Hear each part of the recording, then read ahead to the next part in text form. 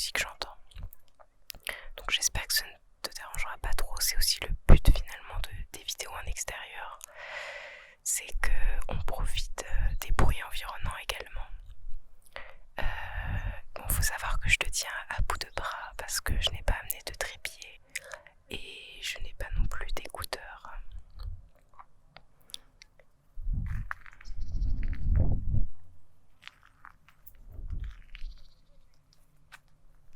Je prends un petit peu le soleil avec toi. Il est 18h et là le soleil est vraiment très bas au moment où je te filme. J'entends un bruit dans les buissons à côté de moi. J'étais en train de me demander si c'était pas un serpent ou quoi. Et j'ai l'impression que c'est une tortue. Donc j'essaierai de te filmer ça si la bête sort des buissons. Ou alors c'est pas du tout ça. Bon, après vérification, c'est bien une tortue. Je vais attendre qu'elle sorte et je te la filmerai peut-être. Je ne sais pas si c'est un animal qui appartenait à quelqu'un et qui a été relâché dans la nature, ou si c'est une tortue sauvage. Ça m'étonne un peu, mais pourquoi pas.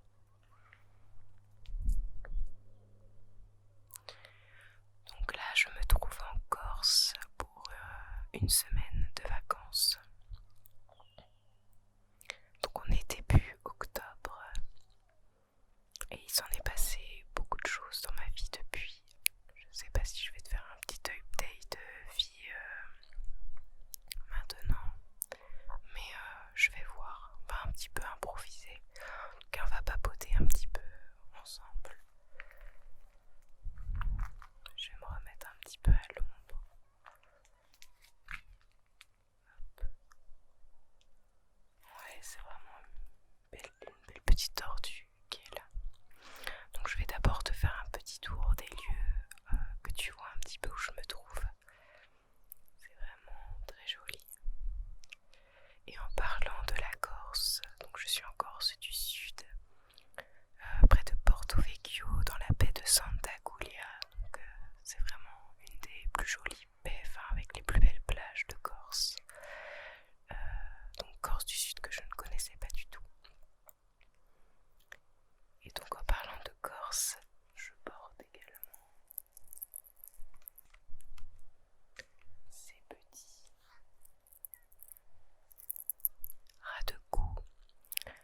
Et peut-être que tu vas les reconnaître.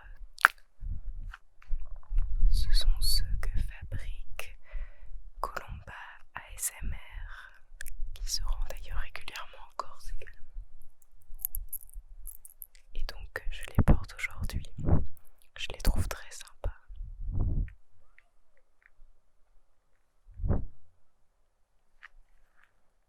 Je sais pas si je filme très très bien et je vais avoir mal au bras au bout d'un moment, mais on va faire de son mieux. Allez, je te montre la vue tant qu'il y a un peu de soleil encore. Donc là, on a le petit coin avec les rochers à l'ombre où je me trouve actuellement. Coucou, on voit mon ombre. Tu vois, il y a un petit chemin ici. Et d'ici, on voit la petite villa où je me trouve actuellement avec le parasol. Je vais essayer de faire un zoom si j'arrive. Donc là, en zoomant, on voit le parasol de notre terrasse. Donc là, plus haut, il y a quelques maisons en hauteur. Et là, waouh, on a peut-être un peu trop le contre-jour avec le soleil. Mais voilà, on a une montagne en face et puis on a toute la baie de Santa Giulia qu'on voit d'ici. Donc c'est vraiment magnifique. Encore quelques rochers depuis lesquels on a vraiment une vue impressionnante de la baie d'ici. Je remets la caméra vers moi parce que de toute façon on ne voit pas grand chose pour le moment avec le soleil. Le soleil, le soleil, le soleil.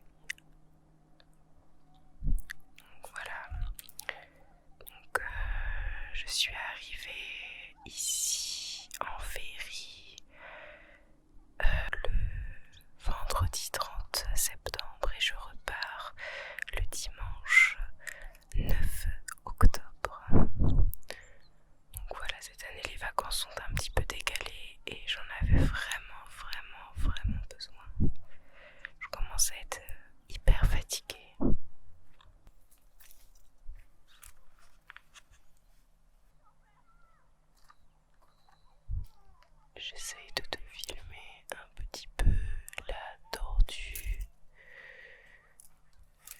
qui ne bouge pas trop pour le moment, mais elle est plutôt grosse. Bon, j'essaye de changer un petit peu d'endroit parce que c'était assez bruyant finalement. C'est vraiment l'heure où les gens remontent de la plage, notamment les familles avec leurs enfants. Donc voilà, il y a un petit coin avec des roches ici. Et là on a plusieurs petites maisons comme ceci. Donc en fait c'est vraiment un petit hameau à quelques mètres de la plage, avec que des petites maisons de vacances. Là c'est le petit chat qui nous squatte littéralement. Il y a vraiment beaucoup de chats ici, donc je ne sais pas si ils sont à quelqu'un ou si c'est pareil, ce sont des animaux abandonnés, je ne sais pas trop. Et donc là c'est notre petite terrasse qui est ma foi très sympa, avec les transats, il y avait vraiment tout, des chaises, une petite table, un barbecue. Et puis voilà, là ça donne sur notre logement. Et on a vraiment la lumière du soir, ce qui est très sympa. Donc voilà, le petit logement. J'hésite à rester ici un petit peu, parce que finalement on est beaucoup plus tranquille. Il y a beaucoup moins de bruit. C'est pas trop mal.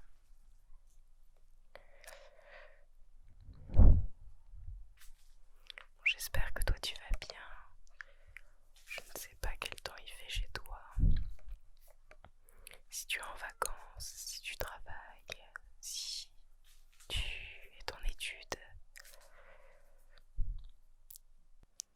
J'ai l'impression que le temps s'écoule très étrangement de mon côté, parce que c'est la première fois dans ma vie où je n'ai pas de rentrée, en fait, à proprement parler, de rentrée en tout cas scolaire. Donc ça fait assez étrange depuis finalement la maternelle. J'ai pas loupé une année d'études, j'ai vraiment suivi le couloir scolaire sans trop me poser de questions finalement. Et c'est quelque part une chance, c'est sûr. Mais là voilà, mon master a pris fin et je suis dans cette petite période d'entre-deux, entre le monde du travail qui n'a pas encore débuté, ne va pas forcément débuter tout de suite pour moi, et puis le monde des études. Donc voilà, je me situe vraiment dans cet entre-deux. Là je me prends une année de césure pour réfléchir un peu plus à mon projet professionnel, pour être sûr quelque part de mon choix, si on peut dire qu'on peut être sûr de ce qu'on fait. Mais en tout cas, pour voilà, me laisser le temps de réfléchir, disons, à toutes les possibilités d'emploi que je pourrais avoir maintenant que j'ai fini mes études. Je sais pas si c'est très relaxant le fait que je tourne un petit peu beaucoup. Je vais peut-être me poser. Je vais essayer de me poser un petit peu. Donc voilà, je me laisse un petit peu de temps pour réfléchir à tout ça. Et je vais entamer un service civique à partir du 17 octobre, donc à l'endroit même où j'effectuais mon stage là, mon stage de fin d'études, auprès d'une chargée de mission en environnement. Donc c'est le poste que j'aimerais occuper plus tard, si je change pas d'avis d'ici là. Et du coup, ce sera l'occasion de voir si ce poste m'irait, puisque je vais être amenée à travailler avec elle au quotidien. Ce qui est sympa, c'est que c'est un service civique de seulement, en fait, c'est 24 heures par semaine, mais disons que c'est 21 heures par semaine de temps de présence obligatoire, c'est-à-dire que je travaillerai lundi, mardi et mercredi ou jeudi. Ça n'a pas été exactement fixé encore. Et puis donc 3 jours par semaine où je devrais me rendre au travail. Et puis après j'aurai bien 2 jours de libre plus le week-end, donc ce qui est très cool. Et après il y a 3 heures où potentiellement de temps en temps on ferait des activités. Donc voilà, en tout ça ferait 24 heures par semaine. Donc c'est pas payé bien cher, mais comme c'est pas 35 heures ni 39 heures, ça reste assez intéressant parce que ça permet d'avoir du temps pour faire autre chose à côté. Donc ça c'est ce que je voulais. Donc je vais peut-être enfin pouvoir consacrer un peu plus de temps à ma chaîne YouTube, pouvoir me remettre, j'espère, à la peinture, à l'écriture, à beaucoup de choses un peu créatives que j'ai laissé tomber durant mes années d'études. Et puis m'investir à fond dans des associations, ça c'est un truc que c'est pareil, j'ai un peu laissé tomber, j'ai fait ça 1 an, 2 ans. Et puis j'ai un peu arrêté par manque de temps, donc ça c'est pareil, j'aimerais reprendre à temps plein un peu le travail bénévole, donc ça ce serait cool. D'ailleurs, en parlant de fin d'études, j'ai vu une vidéo sur la chaîne d'Amélie, donc de Rendez-vous ASMR, qui fait vraiment une vidéo bilan de ses études, de ce qu'elle en a pensé, des difficultés rencontrées, des conseils. Vraiment, elle parle pendant longtemps de ses études. J'ai adoré le concept, j'ai trouvé ça sympa et puis ça permet d'avoir vraiment un avis sur des études pour les personnes qui seraient intéressées pour faire les mêmes. Et j'avais bien envie de faire la même chose sur ce que j'ai pensé de mes études de droit et de droit de l'environnement. Et donc si ça t'intéresse, dis-moi, et puis je reprendrai peut-être du moins cette idée de vidéo pour faire à mon tour une vidéo blabla axée sur mes études détaillées quoi. Voilà. Donc voilà le programme pour l'année prochaine en tout cas. J'ai hâte et en même temps je suis super stressée. Faut savoir que ces derniers temps j'ai très peu réussi à me détendre en fait. J'étais en recherche d'appartement, je faisais énormément d'anxiété pour l'année prochaine qui me paraît être un peu un saut dans l'inconnu. Et même là, c'est très privilégié ce que je vais te dire, mais même là en étant en vacances,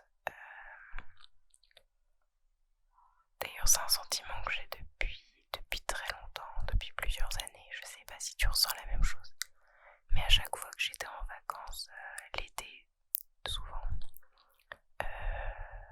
je ressentais comme cette pression en fait de devoir profiter des vacances, de devoir profiter du beau temps de l'été, de devoir se créer des bons souvenirs, de devoir être joyeux, etc. Le soleil se couche, donc je vais être un petit peu dans la pénombre bientôt. Mais ouais, ce que je voulais dire, c'est que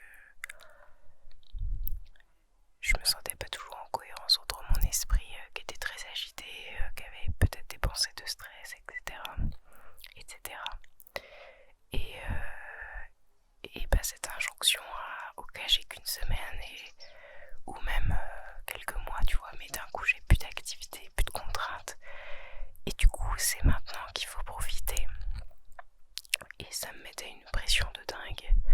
Et donc très souvent j'avais du mal à profiter de mes étés, j'étais assez nostalgique ou préoccupée en fait. Et le fait de savoir que je devais quelque part profiter, même si personne ne m'avait dit explicitement que j'étais obligée de profiter, voilà, je ressentais cette pression de devoir profiter de ces vacances et de devoir saisir ce moment qui allait pas se représentait en fait avant un an, avant tant de temps, que voilà, c'était maintenant mes vacances et c'était maintenant que je devais lâcher prise, profiter de bonne humeur, etc. Et, et souvent, mon esprit collait pas forcément au moment, et puis bah, d'un coup, il n'y a plus rien, et c'est les vacances, et ce plus rien aussi pouvait avoir une tendance à peut-être me déprimer quelque part, je ne sais pas. Donc voilà, dis-moi si tu ressens des fois ce type de sentiment en vacances, c'est assez curieux, et on s'en veut en vrai de, de, de ressentir ça, un peu de se plaindre alors qu'on passe des bons moments.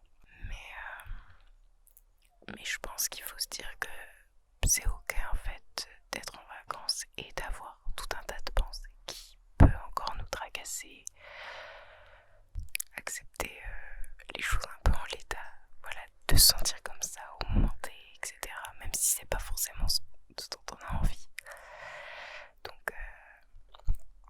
Donc voilà, je sais pas si cette réflexion est très très pertinente. Peut-être que je me dirais, peut-être que je m'auto-jugerais au montage, je sais pas trop.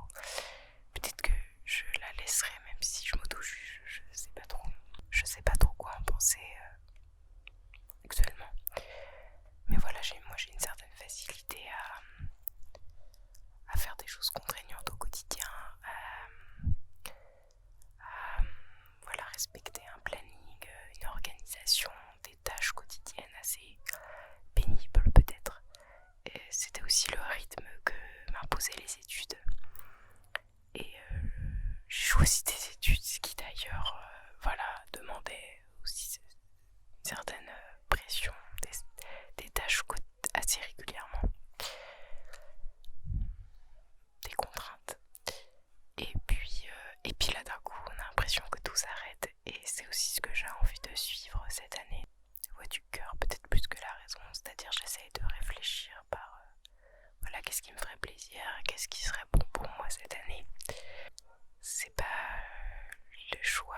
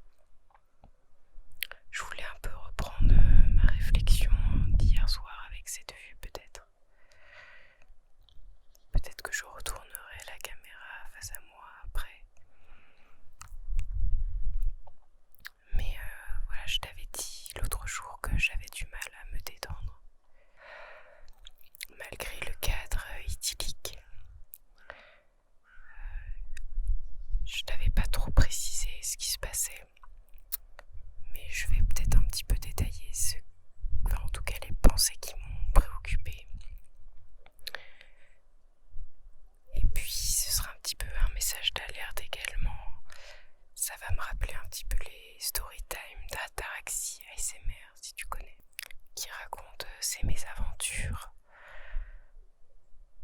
de temps en temps, qui raconte les mésaventures qui lui arrivent parfois et qui lui raconte d'une façon passionnante. C'est assez fou qu'elle arrive à nous relaxer même avec les histoires, parfois pas très relaxantes, mais elle arrive bien à les transformer, donc c'est chouette. Je vais essayer de te raconter vite fait cette histoire avec le fond du coup. Lorsque j'ai voulu réserver le billet du retour, donc en direction de Toulon, en partant de Porto Vecchio, j'ai fait une erreur de débutante, c'est-à-dire que je suis passée par une agence qui compare les prix des différents ferries, donc Corsica Ferry. Et au lieu de juste comparer les prix et après de prendre chez la compagnie maritime la moins chère, en fait une fois que j'ai comparé les prix, c'est un peu comme Kayak ou comme TripAdvisor, et bien en fait j'ai directement acheté mon billet via cette agence qui s'appelle Direct Ferries. Donc Direct Ferries. Donc si jamais tu tombes sur leur site, eh bien un conseil, fuis parce que c'est vraiment une arnaque en fait. Donc effectivement mon billet est bien passé, je suis d'ailleurs passée par eux aussi pour prendre mon billet pour l'aller.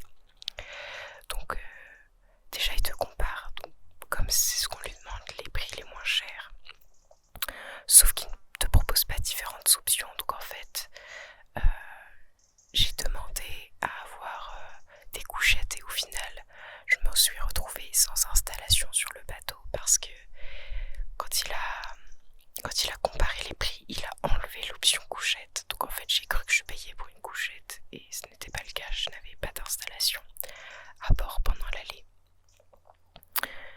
Donc déjà pas très pratique en termes, enfin le site est pas très évident c'est pas très évident de s'y retrouver sur le site. Donc déjà il y a une grosse marge d'erreur qui est possible rien qu'en réservant le billet, à qui ça doit arriver à pas mal de personnes. Le paiement n'est pas accepté pour payer le billet du retour. Donc il me met ma carte bancaire n'est pas passée, veuillez réeffectuer le paiement. Donc je réeffectue le paiement et en fait au lieu d'avoir le même numéro de billet, ça me génère un nouveau numéro de billet. Donc déjà je suis un peu surprise et effectivement en regardant plus tard sur mes comptes, j'ai été débitée 2 fois pour la même traversée, le même jour à la même heure, pour le même nom de voyageurs. Donc je me retrouve avec 2 billets déjà retour au lieu d'un. Déjà problème. Et il se trouve que évidemment Direct Ferry est injoignable. C'est extrêmement compliqué d'avoir une réponse en fait, que ce soit par mail, par téléphone, injoignable. Et le seul truc que j'ai pu obtenir pour le moment, c'est de demander à annuler un de mes 2 billets. Et bien évidemment, vu que c'est une annulation, ils ne te remboursent pas la totalité du billet, puisqu'évidemment ils prennent des frais lorsqu'on annule le billet. Donc je n'ai même pas été remboursée de la totalité de mon 2e billet, alors que c'était une erreur totale de leur part. Donc je vais essayer de poursuivre les démarches quand je serai rentrée de Corse pour obtenir le remboursement total de ce 2e billet en trop. Et puis, 2e problème, je ne voulais pas faire comme à l'aller et ne pas avoir de couchette parce que, on va pas se mentir, c'était pas évident de dormir sur le bateau. Ils s'éteignent même pas les lumières, donc voilà. Et on peut pas s'allonger complètement, donc c'est vrai que la nuit n'a pas été très bonne en plus de ça. Donc j'essaye de demander la modification de mon billet pour pouvoir y ajouter 2 couchettes, pour pouvoir avoir une cabine avec 2 couchettes pour le retour. Sauf que bien évidemment, impossible de modifier mon billet. Et en plus, si je le modifiais, il me faisait repayer Direct Ferry un nouveau billet. Il me générait également un nouveau billet, comme si je n'avais pas du tout payé déjà la traversée du retour. Donc je payais 2 fois un billet pour une traversée sans installation à bord et un autre billet avec une cabine avec 2 couchettes.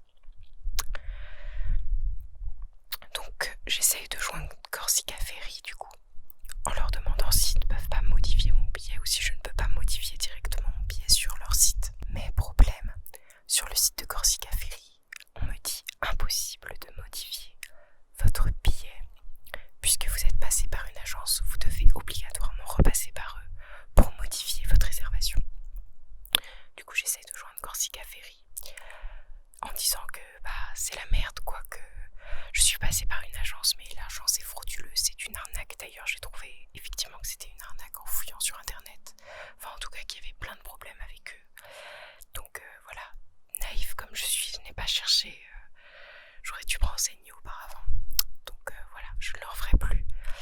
Et bien la dame chez Corsica Ferry me dit qu'ils sont déjà au courant que Direct Ferry est un peu une arnaque, qu'ils ont déjà des problèmes avec eux. Donc voilà, déjà j'étais un peu surpris, je leur ai dit mais comment ça vous êtes au courant? Est-ce que c'est pas possible de les signaler, d'arrêter de faire en sorte de vous détacher d'eux, que ce soit impossible qu'ils prennent les billets à votre place? Donc je me suis un peu plainte et j'espère qu'ils vont signaler Direct Ferry en fait, qu'ils vont empêcher qu'on puisse prendre des billets par cette agence. Donc bref, j'espère qu'ils pourront peut-être faire remonter le problème et qu'à l'avenir peut-être ce sera impossible d'acheter les billets de Corsica Ferry via cette agence qui est frauduleuse, quoi. Donc déjà je leur ai fait remonter le problème. Je leur ai dit que ce serait bien qu'ils le signalent. Et le seul truc qu'on m'a trouvé, c'est de me dire qu'il fallait que je réessaye de modifier ma réservation à la dernière minute, c'est-à-dire le jour même de l'embarquement. Mais bien évidemment, je n'ai pas la garantie qu'il restera des couchettes pour le retour. Donc tant pis, j'essaierai. Et puis si j'ai pas de couchettes, j'aurai pas de couchettes au retour. C'est pas bien grave, je ferai comme elle allait. Mais donc voilà, ça m'a déjà bien saoulée pendant les premiers jours de vacances, puisque j'ai dû appeler, envoyer des mails, régler le problème. Donc ça m'a vraiment pris la tête, quoi.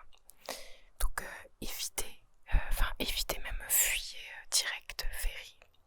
Donc voilà, si tu veux prendre un bateau, évite de passer par Direct Ferry, fuis même cette agence qui est totalement une arnaque, quoi.